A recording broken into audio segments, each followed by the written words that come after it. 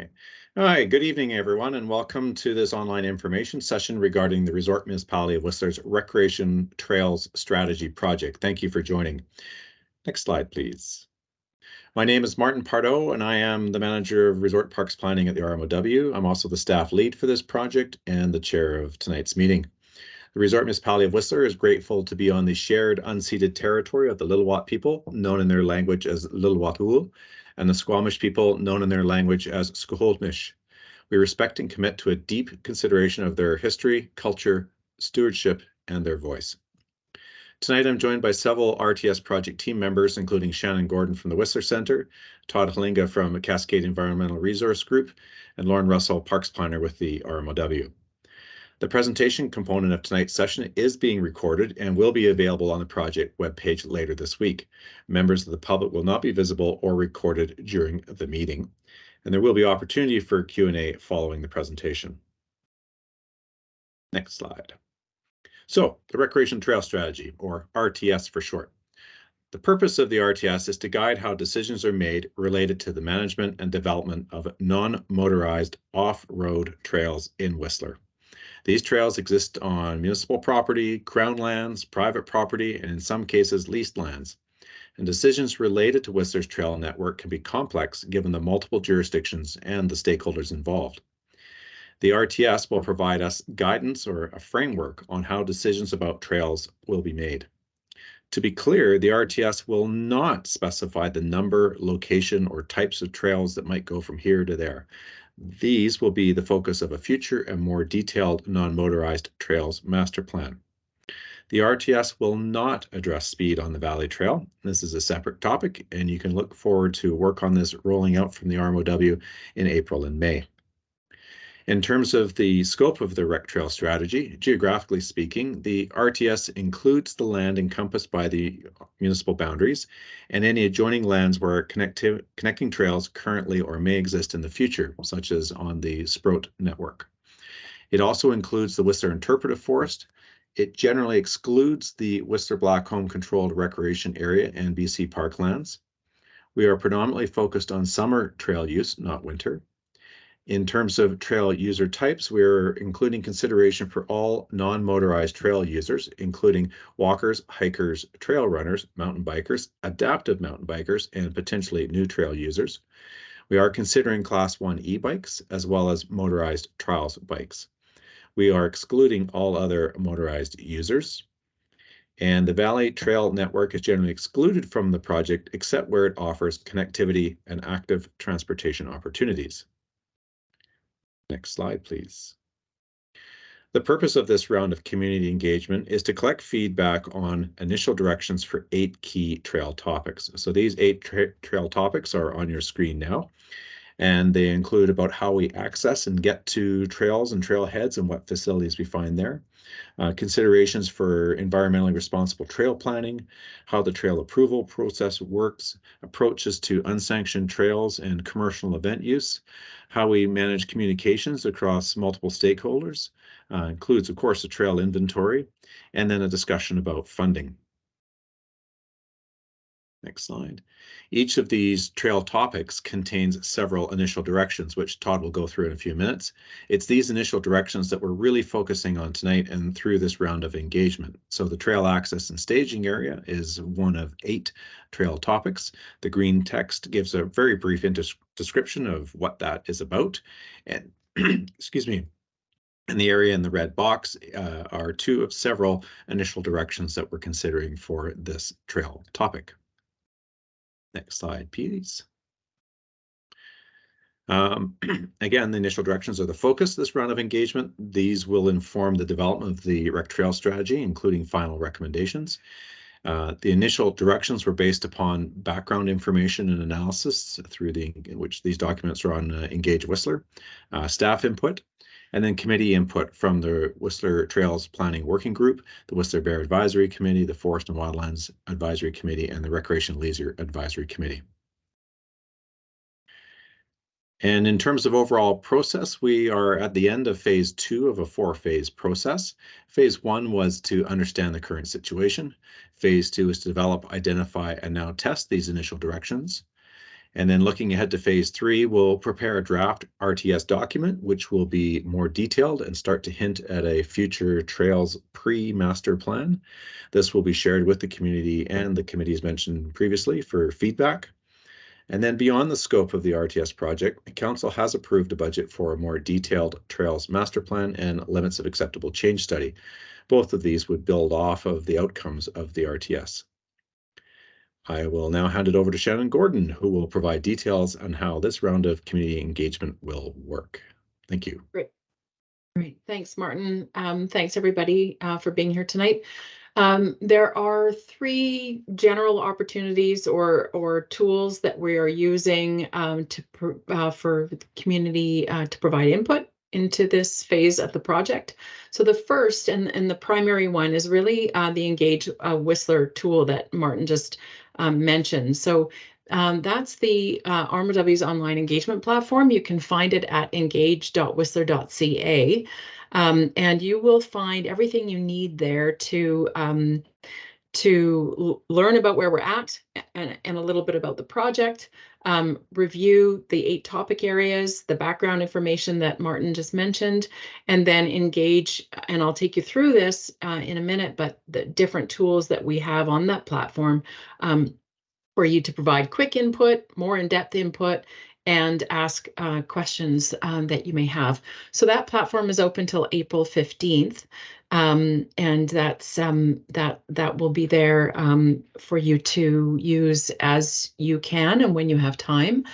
We are happy to have those of you here tonight for this session, which is really focused on presenting some information about the initial directions and those 8 topic areas, and then to hear questions to do a bit of a Q&A and hear questions and respond to them as we have time for tonight. So Todd will take us through the sample initial directions.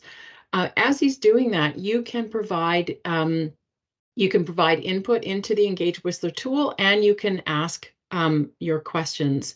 And really that's the focus, asking questions so that we can respond to as many as we can tonight. Any that we don't get to tonight, we will respond to by the end of the week. So there's a commitment there to respond within 3 business days. So anything that we don't get to tonight will be responded to online by the end of the week. So that's tonight's session. And then last, we have some pop-up booths around the community. So the first was today, this afternoon at the library, and Lauren attended that one. It provides information about the project and iPads for you to use to go on the tool to Engage Whistler and respond and have a look at the content. And there are maps there and display copies of those background documents as well. So those pop-up booths will also be at Meadow Park over the next couple of days, tomorrow and Thursday in the afternoon, 3 to 5 tomorrow, 5 to 7 the next day. So that's just an overview of the opportunities that there are for you to engage. And I'm going to just do a quick orientation to Engage Whistler now. Again, engage.whistler.ca. You can use the QR code that's there if you want to do that on your mobile device and access the platform that way. So I'm going to just switch screens and move to that platform so I can show that to you. So you'll end up first at the RMLW, the overarching sort of landing page, and you can click on the Recreation Trail Strategy box, and then it will bring you to this page, which gives you an overview of the project, as Martin just took us through.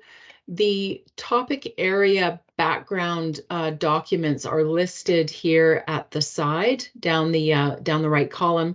So each of the 8 topic areas are here, provides background, a bit of an analysis, and then the full set of initial directions as well. So that's there for those of you who want to dig a little bit deeper into the information.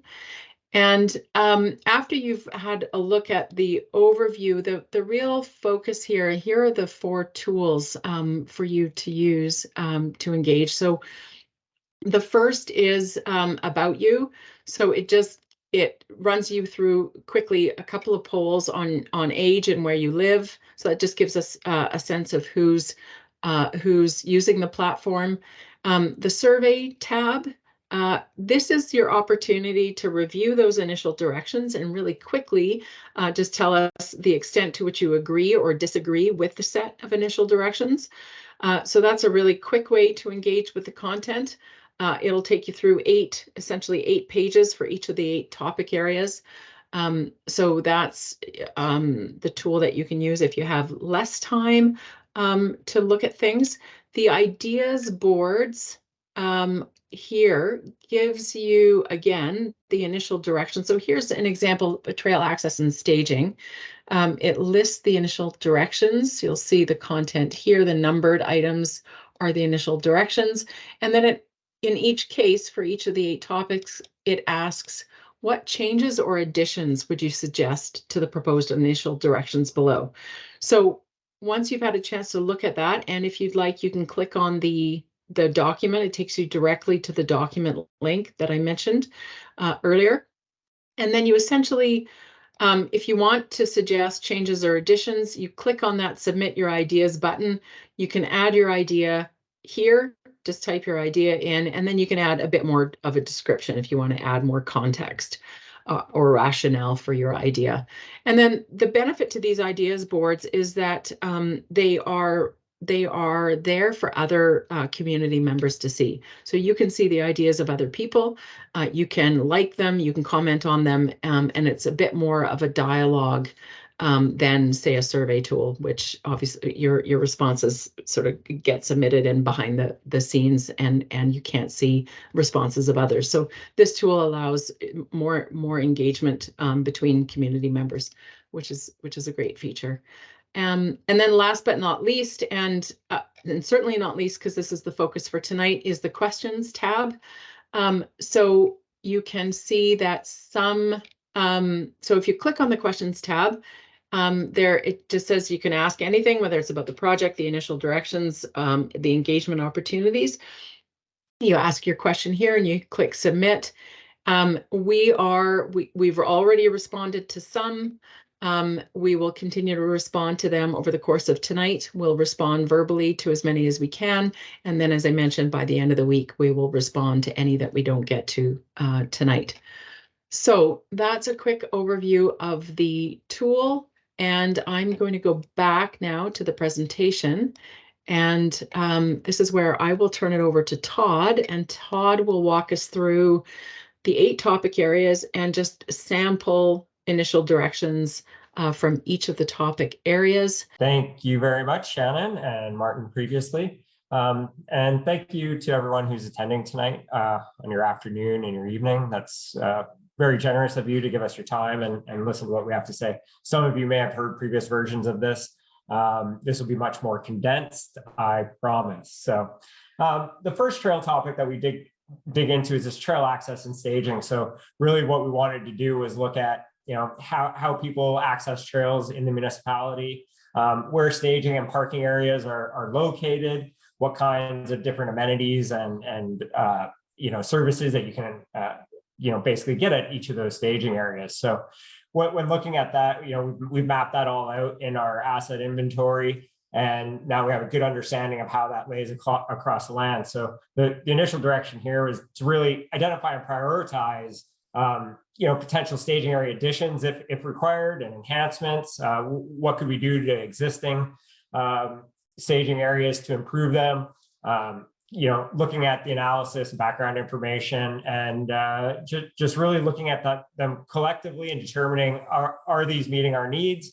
Do we need to add some? Do we need to add amenities? What do we need to do moving forward?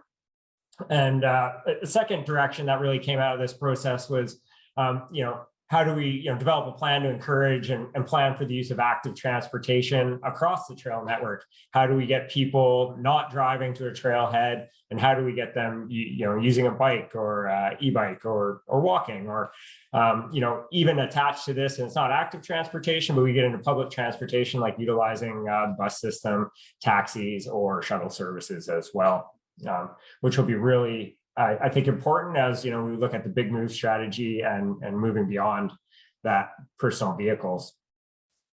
Next slide, please. One aspect that we really spent a lot of time on over the previous few months is this environmentally responsible trail planning. So what we want to do here is really focus on developing a framework that enables a more wholesome, environmentally responsible trail planning and building and management. As part of that, this initial direction is to develop and implement a environmentally responsible trail planning tool that's based on the document that's provided in the Engage Whistler platform, which really goes and lists out all the various environmentally sensitive areas and species and habitats and ranks them and provides mitigation strategies in the document, as well as mapping that really kind of shows us what we're dealing with in Whistler when it comes to the environment and important habitats and species. Another direction is that we really want to promote the use of this tool to advocacy groups and other trail groups who are planning trails, and that it becomes something that's really ingrained in that planning process. Another direction is to really focus on maintaining up-to-date spatial information, and that's all the data that goes into the mapping tools, so that we're sure that you're always using that most up-to-date information, and you're continually reviewing or adding or re-ranking based on new information or new projects or things that are happening. And that could include something like the RMOW's drawing a blank on the name right now, but there is a process underway which could add more information that would go into that tool.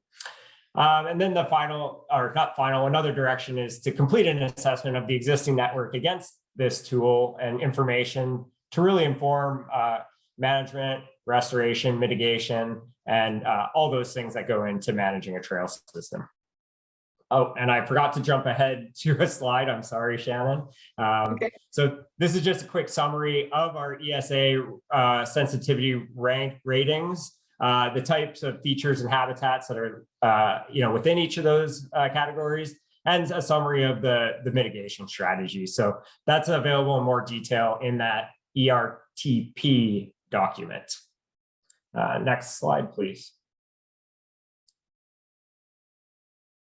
In terms of the trail approval processes, so what we did here is just really summarizing what's happening in terms of the local, regional, provincial government authorization processes, what the challenges have been, timelines, and looking at the potential to streamline processes. One of the key directions here is really there's some changes coming from the province in terms of how they're going to authorize either existing or new trails, and how they're going to evaluate future trail development proposals. So really looking at what those changes are, what are the implications on Whistler and our trail groups, and how can we basically best use those changes to forward our goals. And then there's a direction to develop a municipal trail development authorization process that allows us to review the trails within Whistler and potentially align it with a provincial process, especially as related to environmental review, First Nations consultation, and referrals and engagement with the various stakeholder groups on the landscape. Next, please. Unsanctioned trails. So this really was about looking at, can we or how do we reduce unsanctioned trail building? How do we address existing unsanctioned trails?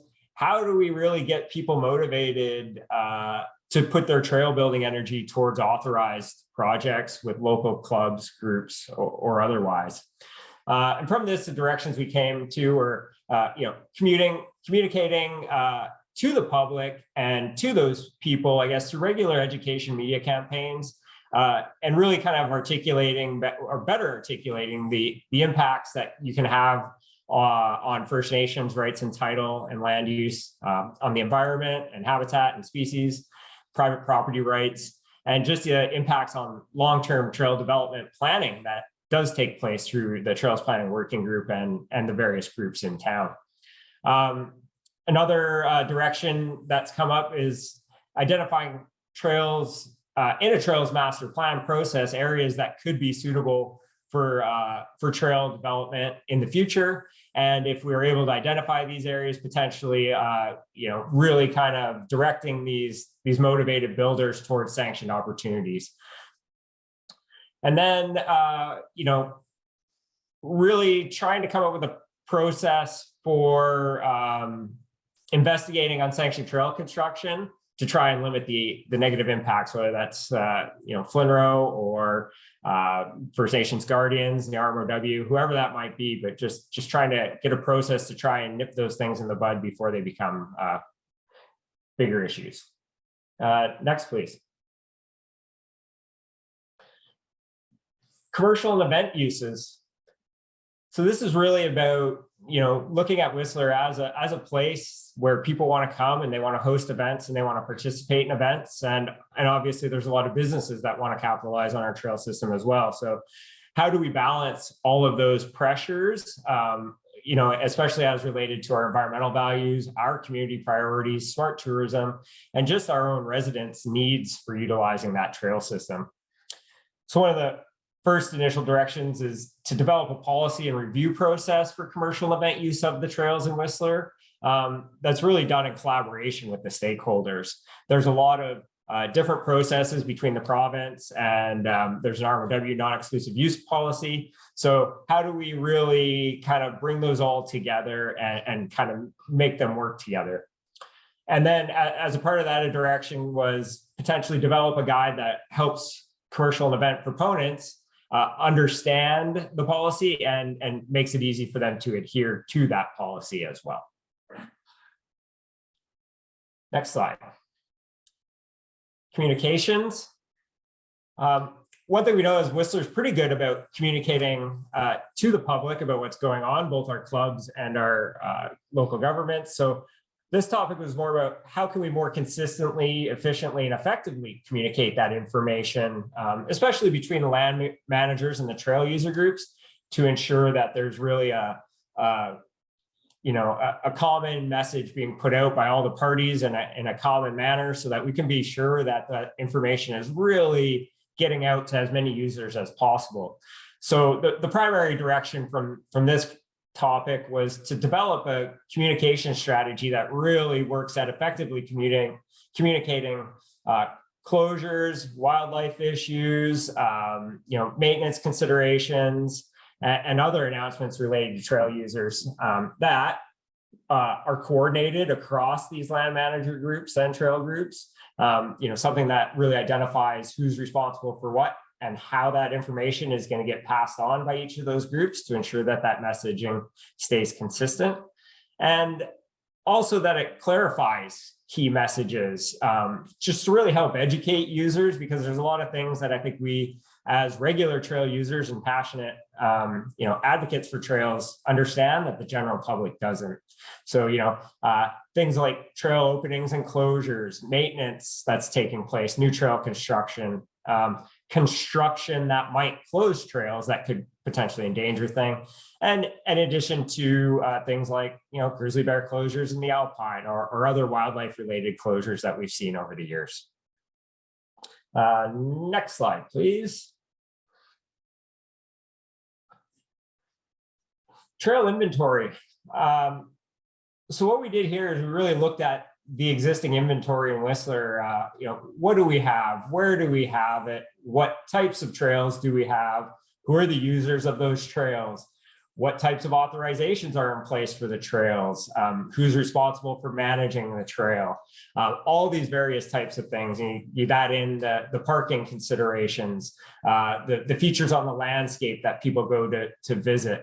So all of those things that we think about in terms of how people, what kind of trails people are using, what are the popular types of trails, what kind of trails might be lacking. So that really feeds into this direction, which is to really analyze and identify the opportunities and deficiencies in the network that will help inform, first in the next phase, a conceptual master plan, and then in the future, an actual trails master plan that will really articulate all of the things that we want to achieve kind of moving forward into the future. So that would consider things like the types of trails, both from, is it a flow trail? Is it a single track trail? Is it a hiking trail? Is it an easy trail? Is it a difficult trail? Or is it an expert trail? And really kind of looking at, specific user groups and their needs, connectivity, adaptive bikes is a growth industry right now. We're seeing that kind of really expanding, and how do we provide for that as well? So this direction will really kind of dive into the nitty gritty on what do we have and where do we want to go in terms of a conceptual master plan, and then in the future, a master planning process. Trail funding. Always an interesting topic. This really focused on looking for ways, looking at all the different funding models that we have available to our local clubs to actually help build and maintain the network that we have, and really looking at long-term and sustainable funding models that will continue to support that development and maintenance for the long term, as opposed to an ad hoc approach, which is a little harder to manage. So for this, we'd really like to explore the longer term funding models that will continue to support that ongoing maintenance of the network, and something that will support it for multiple years, not necessarily on a year-to-year basis. And then another direction that came from that was also leveraging the commercial and event use of the network to help fund maintenance and construction. And that's already happening on certain levels, but it can be a little ad hoc depending on the event. So I think the intent would be that it would be good to formalize and standardize an approach that's kind of universal across commercial use and event use. And that'll be a really interesting topic as well. And I think I've actually run through that all very quickly, which might be a first. I don't believe I have anything else to say at this point, but obviously I'd be happy to answer all of your questions. Thank you very much. Thank you, Todd. That was great. We're for sure right on time. So thank you. So this is the opportunity now to get into the Q&A, as mentioned. And again, the way that we are doing this is through the platform. So the QR code is here now up on the slide. And as mentioned, if you missed it earlier and you've joined late, you can go to engage.whistler.ca and then find the questions tab at the bottom to submit questions for us to respond to tonight. I just want to mention why we've gone with this approach for these sessions. It's really hard to know how many people we will have on the call. And so this is a way, using this tool is a way for us to be able to have all of the questions land in a place that we can either respond to tonight. And if there isn't time to get to all of them, this way they're there and they're recorded. We don't lose any questions and we can respond to them over the coming days. So we hope that this opportunity, that everybody can access the questions tool in the platform, and then we have a record of them and we can make sure that we get back to you. And again, if not tonight, after tonight. So far, there is a question that's come in. And want me to read that or bring it up, or do you want to read it and one of us can answer it? How would you like to do that?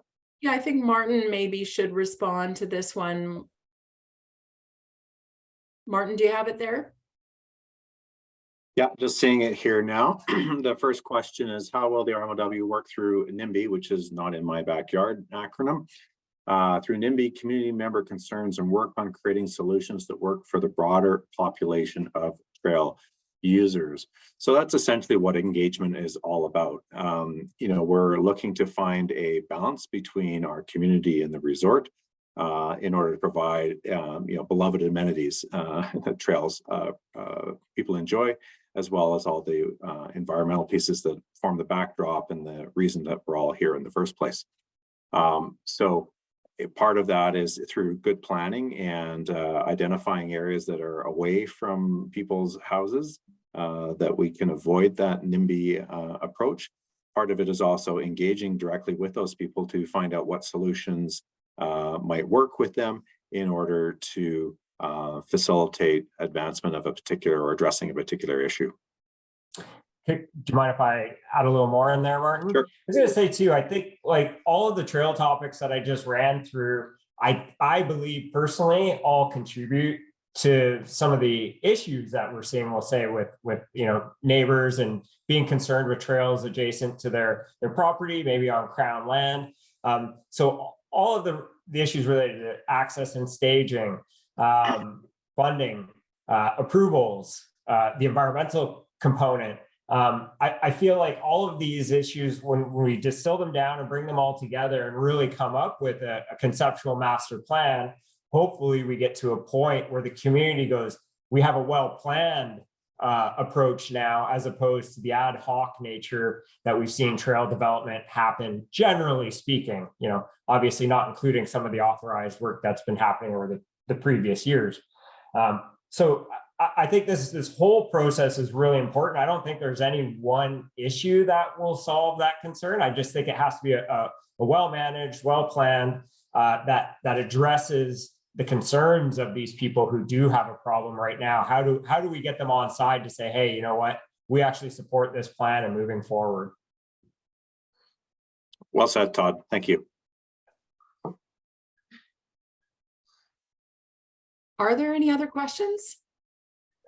I'm refreshing, Jill. I've refreshed recently, but and Lauren, if you're seeing any more, I'm not seeing any more apart from that one. Just the one right now. Yeah. Yeah.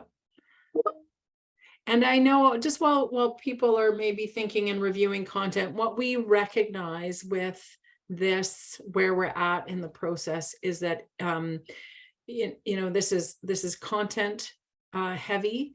There are 8 topics and say an average of 5 or slightly more initial directions for each of the 8 topics.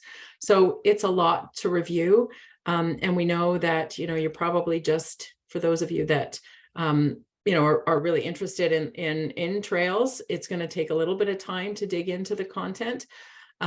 So we also recognize that tonight is maybe just your first glance through it.